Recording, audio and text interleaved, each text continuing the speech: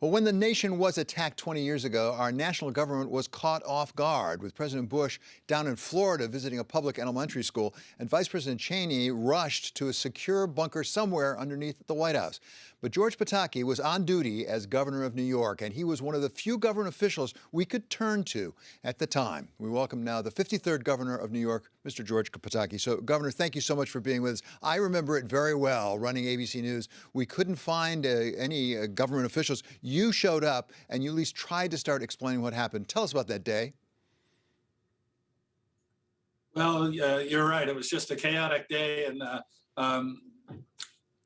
I don't think anyone could have been prepared for it. But when I saw the towers come down, I happened to be in the city. I knew you just had to spring into action. You had to do whatever was required. So I activated my emergency center. I spoke with Mayor Giuliani. I spoke with President Bush, shut down the bridges and tunnels, talked with President Bush about shutting down the airspace, activated the National Guard, just the things that you have to do at a moment of crisis. And 20 years later, David, I have to say, I'm extremely proud of how New York and America responded that day and the weeks thereafter. And I think a lot of people risked their lives inspiring this great country. So I want to talk about what's happened in the 20 years, but first I want to go back to the day and the days thereafter. You just listed several things you did. How did you know to do those things? Had you done war games, as they're called, to really anticipate something like that? How did you know we need to shut down the bridges and tunnels? How did you know we need to activate the National Guard? David, there was no model for this, but one of the things that now people don't realize is we didn't know what other attacks might happen.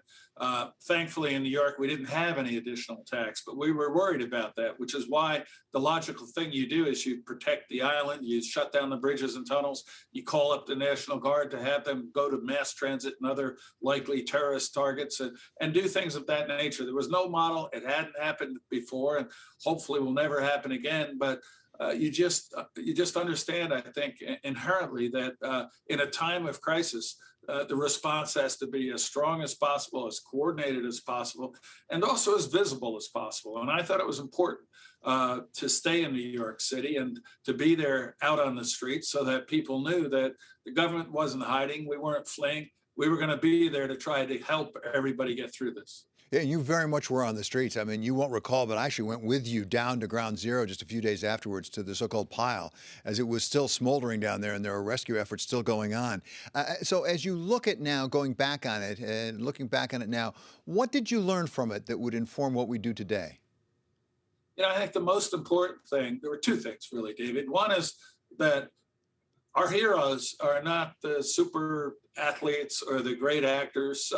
They're the people who do their jobs day in and day out, the police, the firefighters, the EMTs. And, you mentioned the pile, 50 feet high of twisted steel with hopefully live bodies and certainly remains in there. And steel workers left their jobs and flocked to the scene just with no orders, just on their own to help get through that. And I think we learned about the character of the American person in that day and the days and weeks thereafter. And the second thing I think we learned is that when we come together as Americans, when we don't have this horrible division, where we're not Republicans or Democrats, black or white, rich or poor, we're all Americans, we can accomplish great things. And we showed that after September 11th. And I wish there were some way today that we could recapture some of that sense of unity. When we think back on 9/11, we tend to think about the nearly 3,000 people who lost their lives. But there were a lot of other victims, as you know so well, people who inhaled a lot of toxic substances. Some of the people you're just talking about, the steelworkers who went down to work there. What are we doing for those people? What do we need to do for those other sorts of victims? David, I don't think we can ever do enough because they put their lives at risk and in the process inspire the American people. And now they are suffering very severe health consequences. It's estimated over 2,000 people who spent all this time at Lower Manhattan after September 11th have died from illnesses, cancer, lung illnesses, and there are many who are ill right now. So Congress has passed as a GROTA Act. It is now permanent. But we need to have additional funding to make sure that the testing and the care and the support that those who were there in those weeks after September 11th continue to get the help that they need. Governor, 20 years ago, the nation faced a common enemy in the form of the terrorists who attacked us. It strikes me that we're facing a different common enemy today. It's a virus. It's the COVID-19 virus. I wonder if we are being as effective in responding to that, particularly when you talk about the unanimity across the country we got 20 years ago. We don't have that today. There's a lot of division, actually, over how we fight the virus. I think there's a lot of distrust of government. There's a lot of distrust of experts. And there's a lot of distrust, to be honest, of the media. And I think what we have to do is just be as transparent, as open as possible. Don't be dogmatic and dictate to people, but persuade people. The Americans are inherently, in my mind, good people, and they're an intelligent people. And if you make the case for things like vaccines, I think everyone should get vaccinated. And I think that is just something that is just so obvious. But instead of trying to beat people over the head and force them to get vaccinated, show the statistics. 99% of those in the hospital today are because they're not vaccinated. If you are vaccinated, you're going to be safe. And it's not just people who are vulnerable, it's people in their 20s and 30s who are dying if they are not vaccinated. I think we can convince the American people with a massive PR campaign that it's all of our requirement to get vaccinated. I don't see that. I see it more as, if you're not vaccinated, you're an evil person.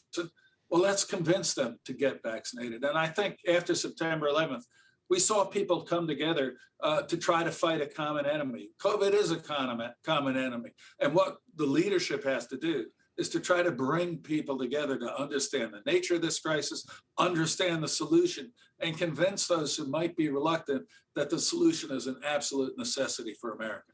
Governor, looking back at the last 20 years, what's the biggest surprise to you of what happened? If you could put yourself back in your mindset 20 years ago, what you expected that didn't happen, or that did happen you didn't expect? You know, one of the things that I was worried about that didn't happen was the economic future of New York. We all know that thousands of wonderful people have lost their lives in that brutal attack, but people don't realize the economic crisis where the mantra was decentralized. You can't have all these great global companies so close together. And we had lost 20 million square feet of office space. Companies had no place to go. They were worried about future terrorist attacks. And the effort to bring back not just Lower Manhattan, but to bring people into New York City was a massive concern. And it took a lot of effort and a lot of time. A lot of people wrote off New York, but it came back, and it came back stronger than ever. Just like now, a lot of people are doubting the future of New York, but I don't. It's going to come back.